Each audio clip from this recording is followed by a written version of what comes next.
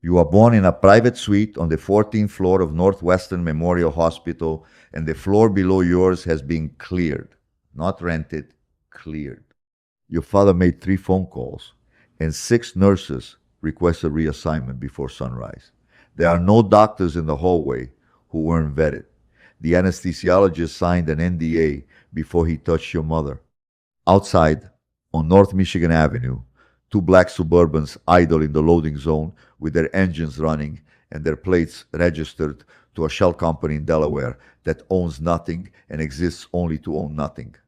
When you take your first breath, a man in a pea coat standing by the window checks his phone, types 2 words, and puts it back in his pocket. Across the south side, in 3 different neighborhoods, people hear the news before the hospital band is on your wrist. You didn't choose any of this, but every single piece of it chose you. Your childhood is a specific kind of beautiful and a specific kind of wrong. You grew up in Kenwood, in a house with 6 bedrooms and a finished basement and a backyard with a wrought iron fence that your father had raised 2 feet higher than the city ordinance allows. Nobody said anything about the fence. Nobody ever says anything.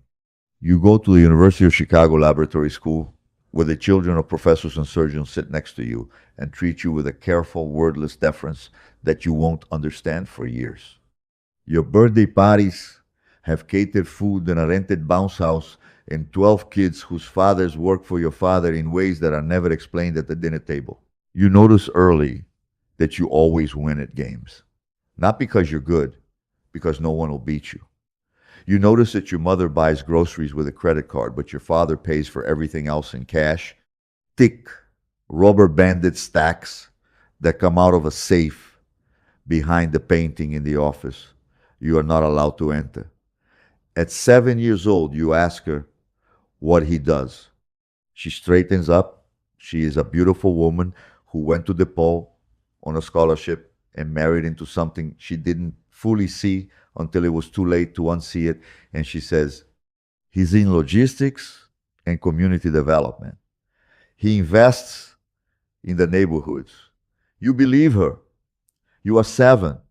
Believing her is the only thing that makes sense. The University of Chicago Lab School has a television in the common room. And when you are 12 years old, you walk past it on a Tuesday morning in October, and you see your father's face above a chyron that reads alleged Southside kingpin linked to 3 wards of city council.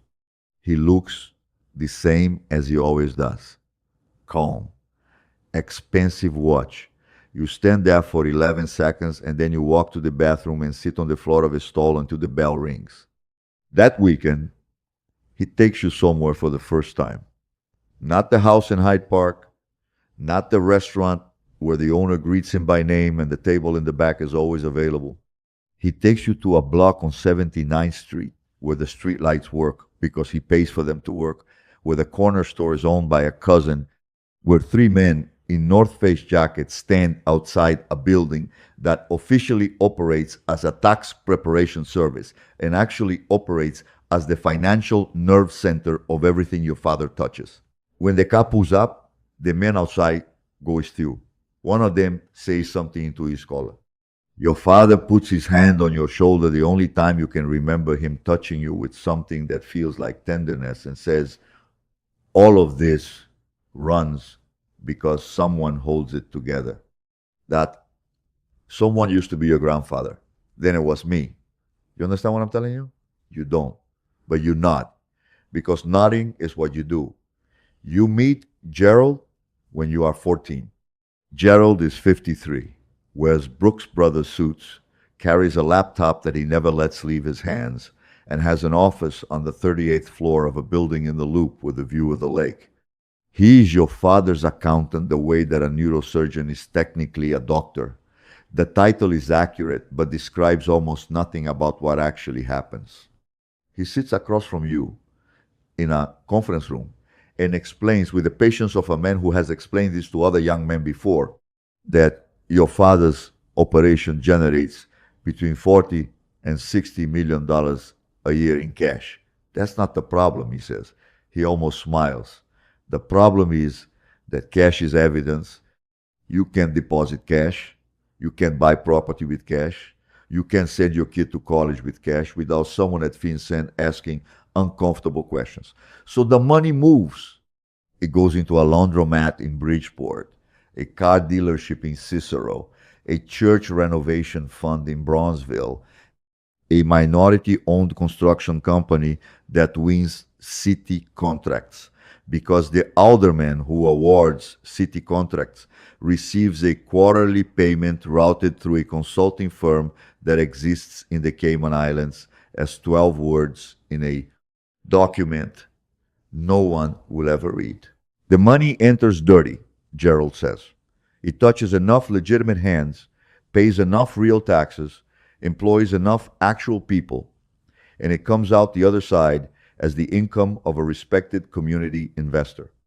Your father is a violent man, Gerald tells you, with the neutrality of a man describing weather.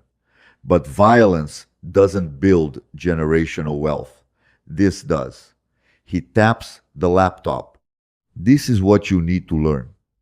Your adolescence runs on two separate tracks that never intersect.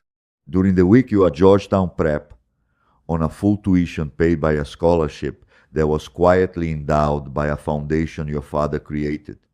You wear the blazer, you join the debate team, you tell people your family is in real estate and municipal investment, and they accept this because you are well spoken and your shoes are always correct, and in certain rooms, credibility is entirely a function of presentation.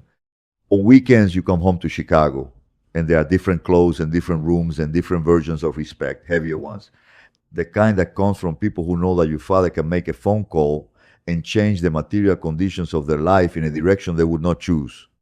At a graduation party in a rented hall in Chatham, you sit at a table in the back near the exit because the man by the exit is your father's head of security, and the head of security is the only person in any room you actually trust. The DJ announces your name when you walk in. People applaud. You learn to read the difference between someone who's happy to see you and someone who's relieved you're in a good mood. They look almost identical. Almost. For your 18th birthday, your father gives you a prepaid legal retainer, a phone with encrypted messaging, and a lesson. If you're ever in a vehicle and you're stopped, you say nothing. Not your name. Nothing. The lawyer is already on call. This is not the gift of a father to a son. This is the transfer of operational protocol to an asset. You are 21 and finishing your MBA at Northwestern when the call comes at 4 a.m. on a Wednesday. It's Gerald. He speaks slowly and precisely in the way that people speak when they are relaying information they have rehearsed. Your father was taken into federal custody at 11:15 tonight. He is being held under a material witness warrant pending a grand jury convened under RICO statute. You should assume all your regular communication channels are compromised as of now. You sit in your apartment in Evanston with its normal furniture and its normal lease agreement, and you listen to the sound of the city outside, and you understand that the version of your life that felt most like a life is over. Within 72 hours, the structure shifts. Two of your father's lieutenants stop returning calls to each other. A block in Englewood that was stable for 6 years becomes unstable in a weekend.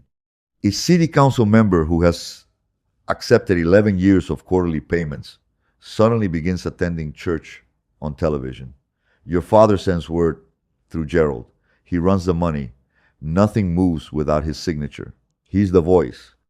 You are 21 years old with an MBA and an encrypted ledger and the full operational weight of a $40 million criminal enterprise.